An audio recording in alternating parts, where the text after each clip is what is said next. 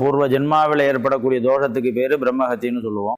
பிராமணனால் ஏற்படக்கூடிய சாபத்திற்கு பிரம்மஹத்தின்னு சொல்லுவோம். இரண்டாம் பரகுண பாண்டியன் காட்டுக்கு வேட்டையாட போறான். நந்தவனத்துல இருந்த பிராமணன்னு தெரியாம அந்த குதிரையினுடைய கால் கொழும்பு பட்டு அந்த பிராமணனுடைய உயிர் போயிடுறது. அவன் எந்த காரியம் செய்தாலும் அதில் ஒரு தடை ஏற்படுறது. அசரீரி வாக்கு மூலியமாக மத்தியார்ஜுனேஸ்வரரை தரிசனம் பண்ணா உனக்கு எல்லா விதமான சாப பாபங்கள்லாம் நிவர்த்தி ஆகும்.